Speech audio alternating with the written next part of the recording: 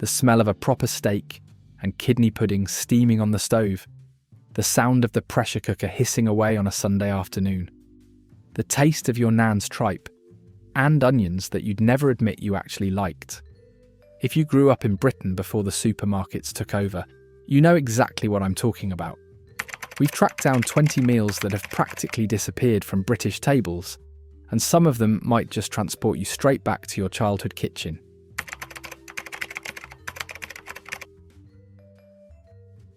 Faggots were proper working man's food, the kind of meal your dad came home to after a shift at the factory.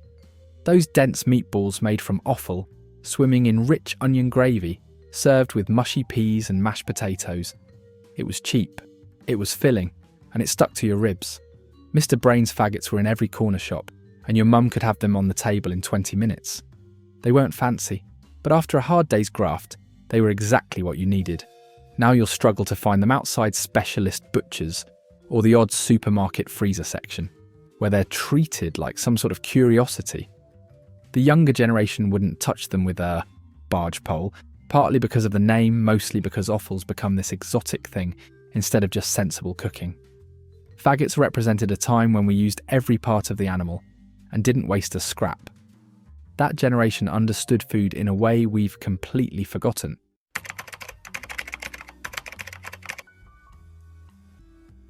Tripe and onions was an acquired taste, and if you liked it, you never admitted it to your mates. That white honeycomb stomach lining simmered slowly in milk with onions until it was tender. It sounds mental now, but it was standard fare in working class households. Your nan would cook it for hours, and the smell would fill the entire house. Some blokes loved it, some tolerated it, but everyone ate it because that's what was on the table. By the 70s and 80s, tripe started disappearing from British tables as foreign food became more accessible and people got squeamish about eating offal. Now you'd be hard-pressed to find a butcher who even stocks it, let alone a restaurant that serves it. Tripe represented the make, do and mend mentality of post-war Britain, when you ate what was affordable and available. The fact that it's vanished tells you everything about how disconnected we've become from proper, honest cooking.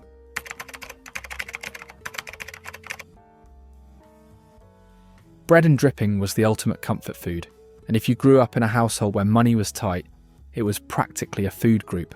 That beef dripping saved from the Sunday roast, spread thick on fresh white bread with a sprinkle of salt. It was simple, it was delicious, and it kept you going until tea time.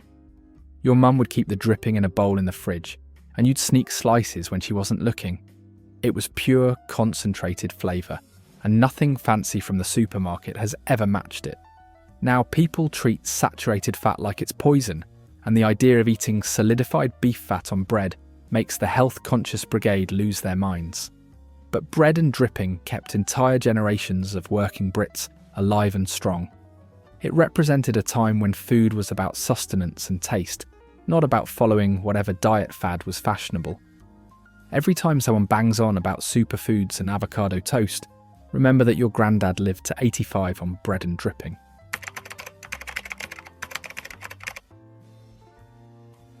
Spam fritters were the tea-time staple that nobody talks about anymore. That tinned meat sliced thick, dipped in batter, and fried until golden, served with chips and beans, it was a proper midweek meal that didn't cost much and filled everyone up. Kids loved them, dads ate them without complaint, and mums made them because they were quick, cheap, and reliable. The batter would go crispy on the outside, while the spam stayed soft inside, and with a bit of brown sauce, it was spot on. Spam became a joke somewhere along the way, associated with rationing and poverty, rather than being recognised as the versatile ingredient it actually was. Now you'll see it occasionally in hipster cafes being ironically served at inflated prices. But it's not the same. Spam fritters represented make-it-work cooking, when families couldn't afford fresh meat every night, but still wanted something hot and satisfying.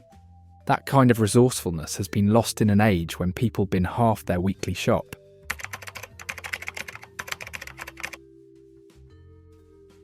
Liver and bacon was a Thursday night classic, the kind of meal that divided households down the middle.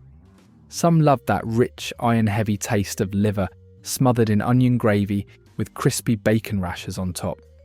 Others pushed it around their plates until they were allowed to leave the table, but everyone ate it because liver was cheap, nutritious, and your mum insisted it was good for you. Served with mash and peas, it was a complete meal for less than £1. Now, liver's treated like some sort of acquired delicacy, and most people under 40 wouldn't recognise it if you put it in front of them. The butchers who still sell it are doing it mostly for the older generation, who remember when it was just normal Tuesday fare. Liver and bacon represented practical nutrition, high in iron, protein-rich, and affordable for working families.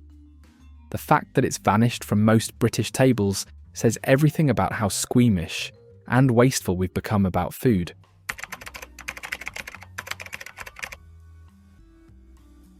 Jellied eels were proper East End fare, the kind of thing you'd get from a pie and mash shop on a Saturday afternoon.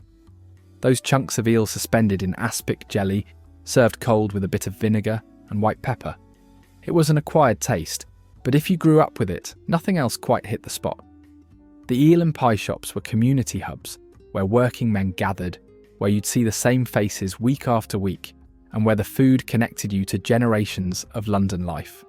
By the 90s, most of the pie and mash shops had closed, and jellied eels became this punchline for foreign tourists, rather than actual working-class food. The few shops that remain are heritage sites now, preserved like museum pieces rather than living businesses. Jellied eels represented a specific culture, a way of eating that was tied to the Thames and to working London. When they disappeared, they took a piece of genuine Cockney culture with them.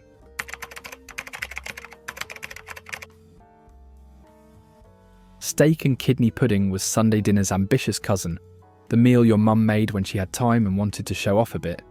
That suet pastry, steaming for hours, protecting chunks of beef and kidney in rich gravy. When you cut into it, the steam would rise and the smell would make your mouth water.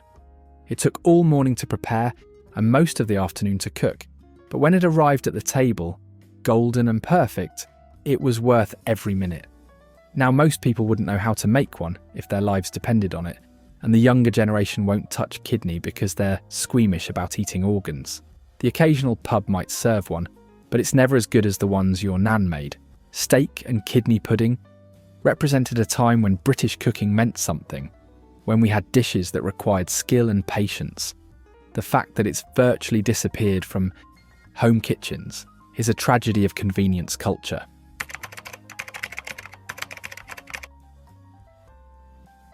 Tinned salmon salad was posh food for working-class families, the meal your mum served when visitors were coming round. That pink salmon from the tin, flaked over lettuce with sliced tomatoes, cucumber, and a hard-boiled egg, with salad cream dolloped on top. It wasn't fancy by modern standards, but in the 60s and 70s, it felt special.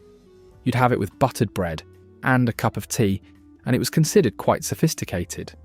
Tinned salmon got replaced by fresh salmon as supermarkets made it more affordable, and now nobody serves tinned salmon unless they're being deliberately retro. But tinned salmon salad represented aspiration, a way for ordinary families to have something that felt a bit upmarket without breaking the bank. It was about making an effort, about treating food as an occasion. That sense of making something ordinary feel special has been lost in an age when everyone expects restaurant-quality meals at home.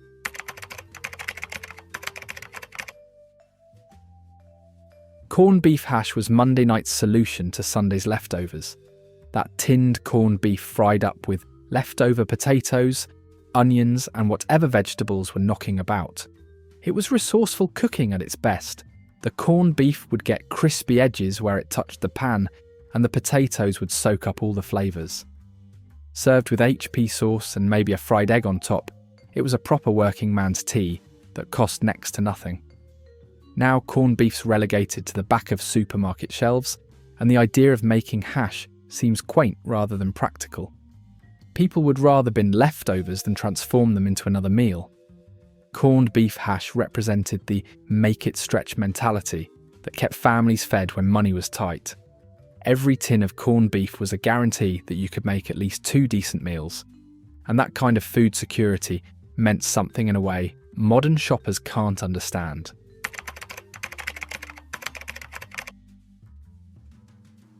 Boiled ham and parsley sauce was Christmas tea time food, the cold meal you'd have after spending all morning cooking the turkey. That thick slice of ham with white parsley sauce, served cold with pickles and bread. It was simple, traditional, and it gave your mum a break from the stove. The ham would be proper ham too, from the butcher, not the watery supermarket stuff that's 40% water and reformed meat. Now people eat turkey sandwiches on Boxing Day instead, and the tradition of boiled ham has mostly disappeared outside of very traditional households. Parsley sauce has become this forgotten art, something your nan knew how to make, but nobody bothered teaching the next generation. Boiled ham and parsley sauce represented the rhythm of British celebrations, the traditional foods that marked out the calendar. When traditions like this vanish, we lose the cultural continuity that connected generations.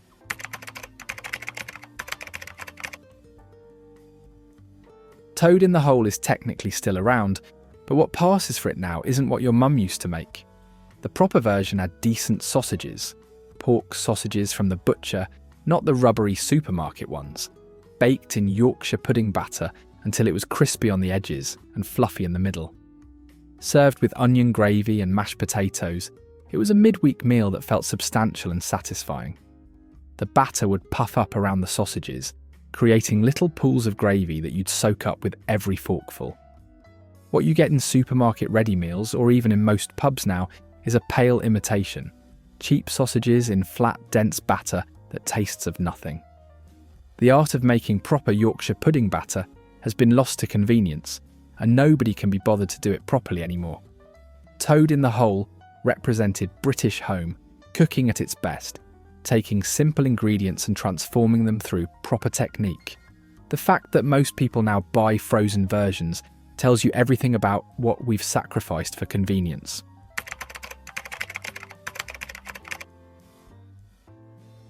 Potted shrimps were the fancy starter your parents served when they had dinner parties. Those tiny brown shrimp set in spiced butter, served with thin toast and a wedge of lemon. They were sophisticated without being pretentious, and they tasted properly of the sea. You'd spread them on hot toast so the butter would melt, and the combination of shrimp, mace and cayenne was subtle and delicious. They came in little ramekins and made everyone feel like they were at a proper posh do.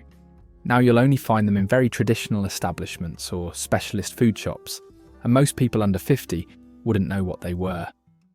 Potted shrimps represented a time when British seafood meant something, when our coastal towns supplied local delicacies rather than importing frozen prawns from Thailand.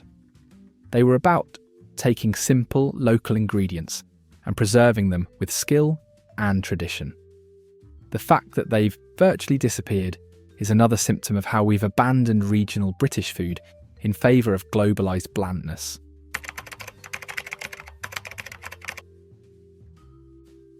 Pilchards on toast was quick tea food, the thing your mum made when she was knackered and needed something fast.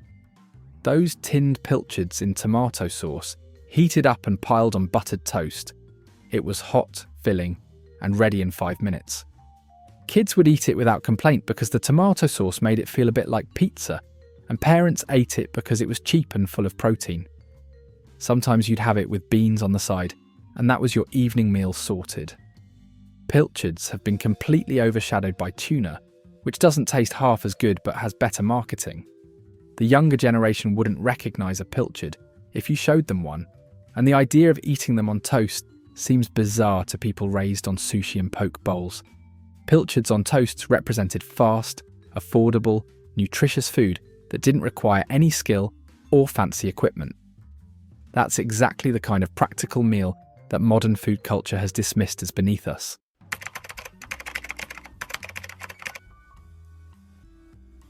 Stuffed sheep's heart was Sunday dinner in households where money was really tight, but pride was still intact. That heart, cleaned and stuffed with sage and onion stuffing, roasted slowly until tender. It was rich, flavourful, and a fraction of the cost of a joint of beef. Your mum would roast it like any other meat, and served with all the trimmings, it made a proper Sunday dinner that didn't break the bank. Nobody talked about eating heart, you just called it the roast and got on with it. Now you'd struggle to find a butcher who even stocks sheep's heart, and suggesting someone eat it would get you looked at like you'd lost your mind. Offals become taboo, associated with poverty rather than being recognised as perfectly good, nutritious meat. Stuffed sheep's heart represented resourceful cooking, making the most of every part of the animal, because waste was shameful. The fact that we've abandoned organ meat entirely shows how spoiled and wasteful modern Britain has become.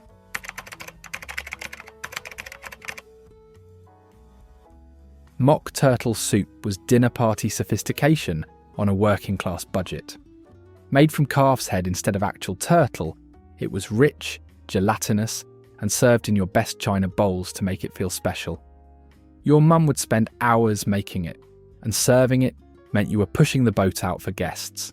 It tasted unlike anything else, rich, meaty, with a texture that came from all that natural gelatin, and it made everyone feel like they were dining somewhere much fancier than a terraced house in Sheffield.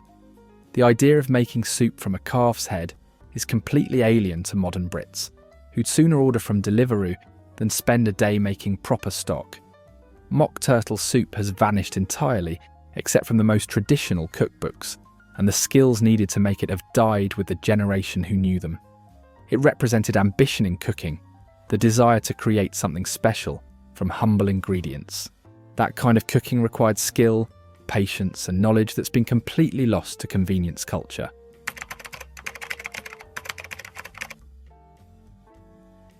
Brown Windsor soup was school dinner fare and Sunday starter in one. That thick, brown, beefy soup with vegetables. It was warming, filling, and tasted of proper slow-cooked stock. You'd have it with a bread roll, and it would warm you from the inside out on a cold winter day. It wasn't fancy, but it was honest food that did exactly what it promised, and every spoonful tasted of real ingredients rather than powder and chemicals. Now you'd be hard-pressed to find Brown Windsor soup anywhere, except perhaps in the most traditional hotel restaurants where they serve it as a heritage item. Modern soups are all Thai coconut or roasted Mediterranean vegetables, and the idea of a proper British beef soup seems impossibly old-fashioned. Brown Windsor represented British cooking without apology. Solid, reliable, warming food that didn't try to be anything other than what it was. The fact that it's disappeared says more about our insecurity as a food culture than it does about the soup itself.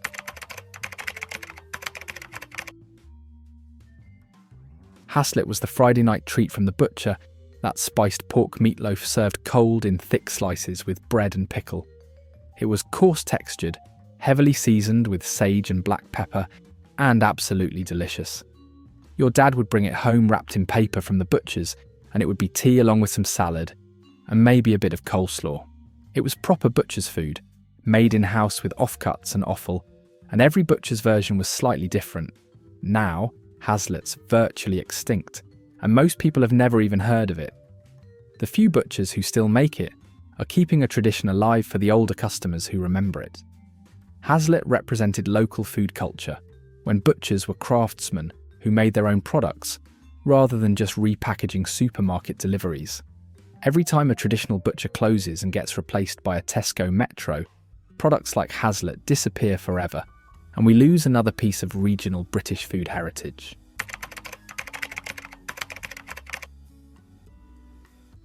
Brawn was the ultimate nose-to-tail eating, made from a pig's head set in aspic jelly and served cold in slices. It looked frightening if you thought too much about it, but it tasted fantastic. Rich, porky, with the jelly-adding texture and moisture. You'd have it with bread and pickled onions, and it was proper pub lunch food. Blokes would order a plate of brawn with their pint, and it was understood that you were eating real food made from actual ingredients. The idea of eating brawn now is enough to make most people queasy, and it's completely vanished from British tables, except in the most traditional, rural areas. Brawn represented a time when we used every part of the animal because anything else would be wasteful and disrespectful. It required skill to make, knowledge to prepare, and confidence to serve. The fact that we've abandoned it entirely shows how disconnected we've become from the reality of meat production.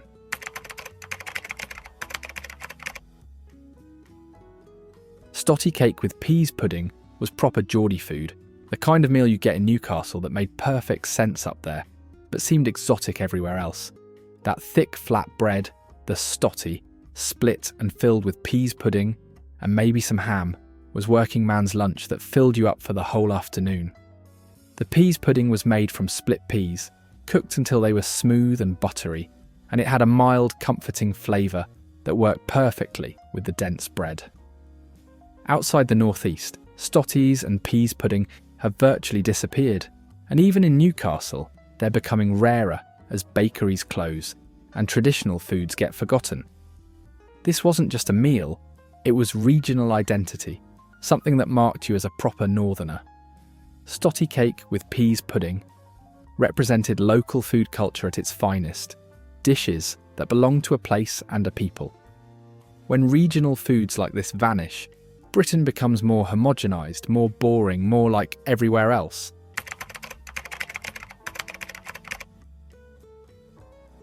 This is the real loss. In the 50s, 60s and 70s, British families cooked proper meals from scratch every single day. Your mum would know how to roast a joint, make pastry, prepare offal, stretch leftovers and create a week's worth of meals from one chicken. Food was about sustenance, family, and making the most of what you had. Meals were eaten together at the table, and cooking skills were passed down through generations. Now we've got a nation that can't cook, won't cook, and doesn't see the point when Deliveroo exists. We've abandoned the food culture that sustained this country for centuries in favour of convenience and global homogenisation. Every traditional British meal that vanishes takes with it the skills, the knowledge, and the cultural memory that made us who we were. The meals in this video weren't just food, they were identity, heritage, and connection to the past.